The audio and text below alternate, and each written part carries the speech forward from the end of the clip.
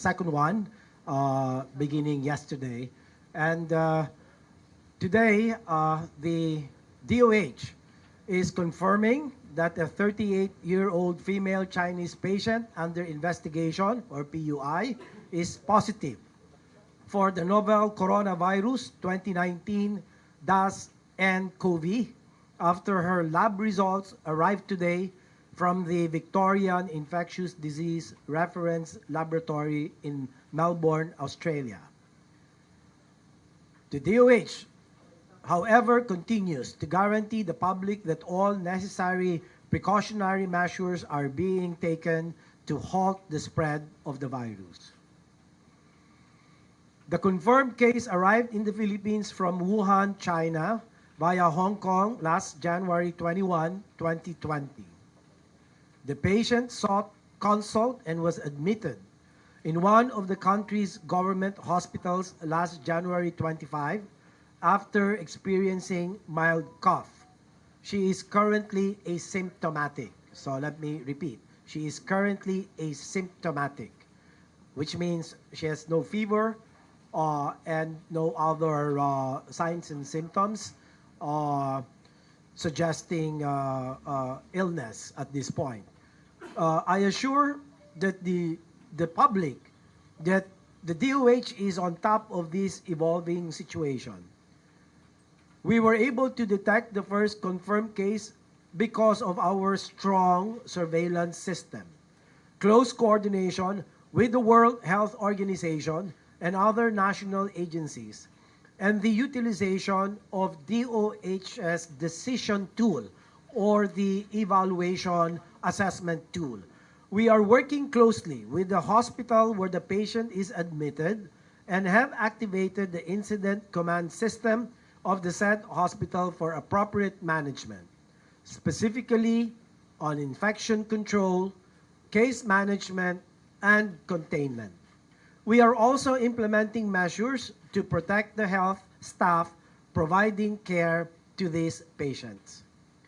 DOH is also in close coordination with the Interagency Task Force on Emerging Infectious Diseases, or EID, which includes representatives of the Departments of Foreign Affairs, DFA, the DILG, Interior and Local Government, the Department of Justice, the Department of Labor and Employment, the Department of Tourism, the Department of Transportation, as well as the Department of Information and Communications Technology, or DICT.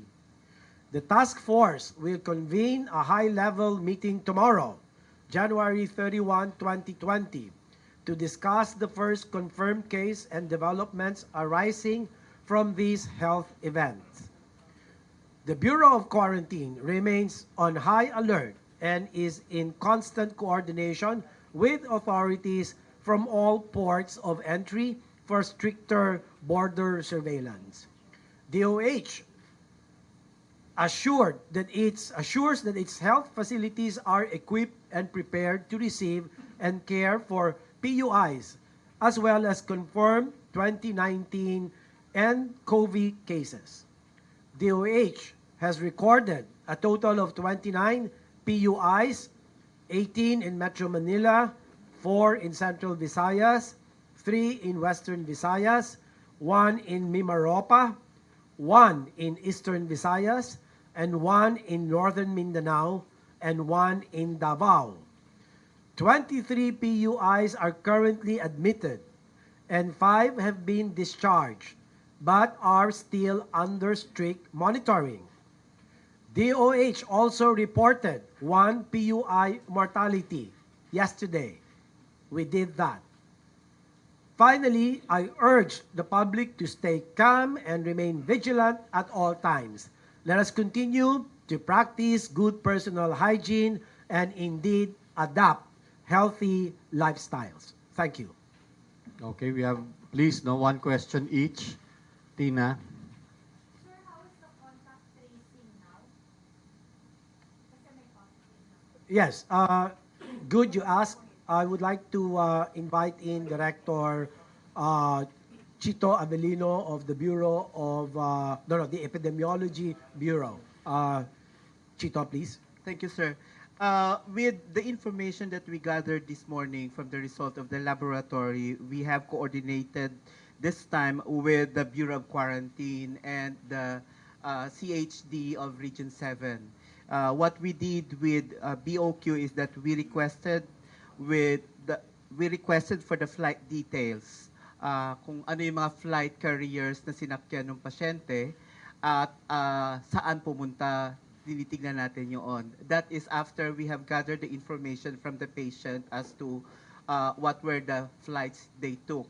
Aside from that, we also coordinated with the CHD Region 7, and we are looking at the places where they'd been to in Cebu and in Dumaguete. Once we have seen or we have the list of these places, then we do the contact tracing. For the plane, we do the rules of 4. That means we need to identify passengers, 4 passengers front, 4 passengers at the back, and 4 passengers on both sides. Then we contact these passengers and advise them accordingly. But for the community, we are looking at the establishment where they stayed and advise the establishment owner to identify the employees that had been in contact with the patient, and from there do the mandatory quarantine to observe them if ever they will manifest any signs and symptoms of respiratory infection. Left.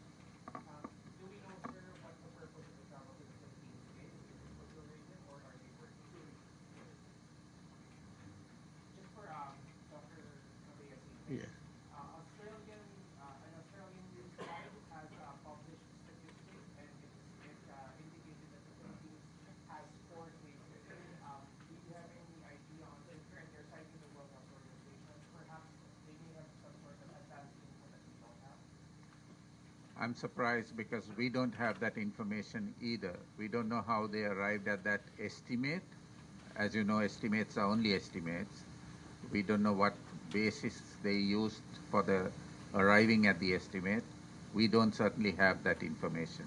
As the secretaries mentioned, there are many patients that are considered PUIs, in fact 29, but not only one of those have been confirmed. Many others have been excluded because the tests have come negative. So I have no information as to how this institute arrived at this estimate. Dr. Gan, do you have additional information about the novel coronavirus? Is it a mild virus, or what's the survival rate at this point?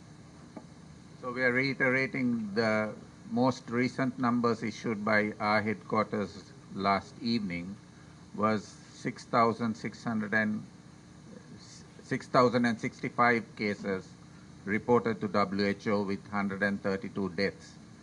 More recently this morning, the Chinese have reported further increases in numbers and deaths, which have not yet, I believe, been reported to WHO.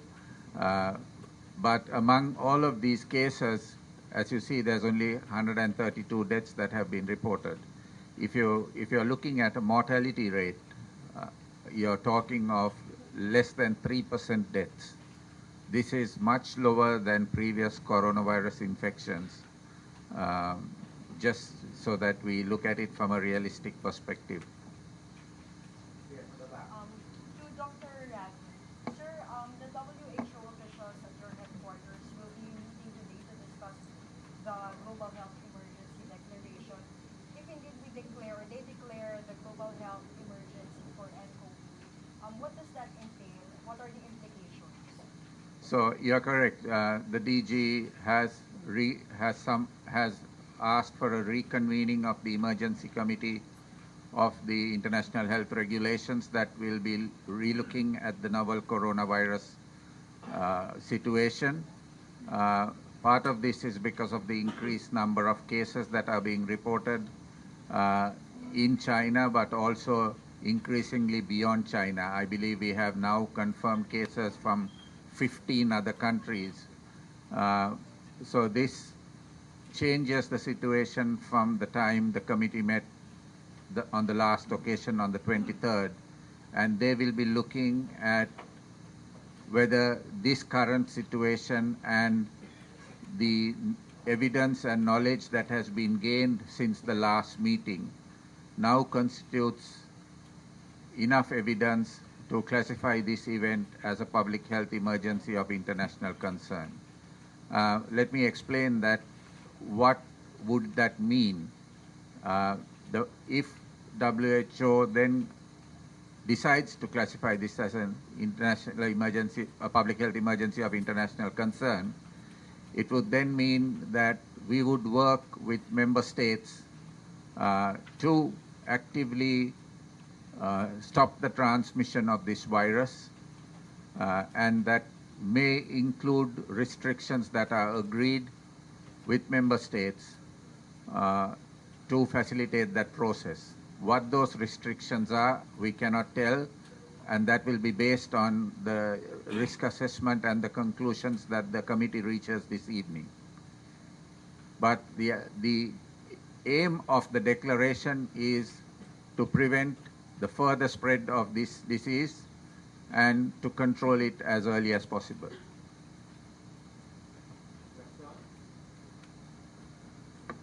Dr. Rat, the number of the cases already exceeded the number during the SARS virus has infected people in mainland China. Does this mean that it is more, I mean, it is the infected rate of something in COVID is more infectious than the SARS? So the reproductive rate, the number that we look at to define the infectivity of an infection, in this case is lower than for SARS. The numbers have improved, reflecting the increased preparedness and readiness of the Chinese and the early start to the testing of people. So we have to look at it in that context and not purely compare numbers, right? We are talking 17 years later, enhanced preparedness and capacities, and larger populations. So we would have expected to see more numbers. That doesn't actually mean that this infection probably is more infectious than SARS. The numbers that we have currently does not support that. Okay, for Sheikh Ruben and Dr. I think with the confirmation of the case now, people will clamor more for a travel ban. Can you spell out for us why this is the right decision to take now? Whether it's economic repercussions, the repercussions, Well, that has obviously changed by now, and that is why I will strongly recommend to the task force, the Emerging Infectious Disease Task Force, of whose members that I already enumerated, a temporary restriction of travelers from the entire Hubei province of China. But I believe that will still change. It could expand the number or increase the number of places depending on the assessment that is going to be done by the WHO. So we will be waiting for the assessment of the WHO and recommendation whether to add to the list some more places with a relatively higher burden of nCoV infection. Okay? So this is going to be dynamic. we'll be seeing more of these panic people, paranoia. Advice po, are there specific guidelines whenever they feel symptoms or they have a family member who experiences symptoms? What should they be doing instead of panicking? Yes, well, that is assuming they haven't traveled to any of the affected places in China. So you and I, it's the season of flu. Every now and then we develop coughs, colds, slight fever, weakness, body malaise, etc. And what I have been saying is to make sure that we should we should be very conscious about personal hygiene, such as washing of the hands for 20 seconds, palm and at the back of the hands and the digits, make that 20 seconds, and we recommend as often as you can. If not, if you have alcohol, you apply alcohol on your hands, on your palms, and then the cough etiquette, the maintaining the distance of not less than 1 meter apart from the next guy in front, at the back, or at your side. And the hydration, drinking a lot of water, because as I have read yesterday in some articles, it appears that the virus will be difficult to inactivate in low temperatures and low humidity or dry atmosphere. So having said that, therefore, I strongly recommend as your doctor that you have to drink a lot of water, make sure your throat is moist so that the virus doesn't attach to it and gets eventually absorbed. And then, of course, the intake of nutritious food stuff rich in vitamins A, C, D, E, and also mineral zinc. You can get that included in the multivitamins that you take. Instead of iron, you deliberately point out to those that with zinc, kasi that's been proven to protect the throat. Drink a lot of fruit juices rich in vitamin C. Eat put malunggay in many of your soup or other food stuff, and avoid crowded places as much as possible. And if you are feeling any of the symptoms I have just mentioned, do wear a surgical mask. It's going to help prevent the spread of whatever virus you have. This is not just talking about nCoV, but you have alpha influenza virus, you have the beta influenza virus, you have the Streptococcus pneumoniae, you have the Haemophilus influenza, and also even some opportunistic microorganisms. Huh? Because if your resistance is weak, then even the ubiquitous organisms that we breathe every now and then will tend to cause disease in people with very poor immunity. Sir, yun lang pong detalye sana nung na-confirm natin case. Ito po ba yung kasama dun sa pinigil sa Hong Kong? Tapos ito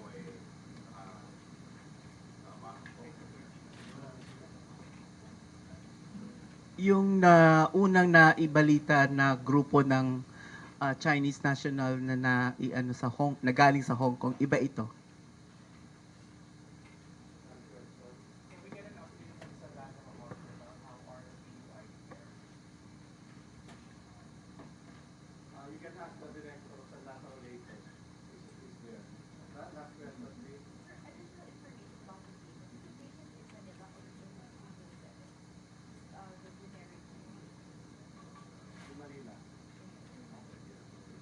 Okay, thank you. Thank you very much, everyone.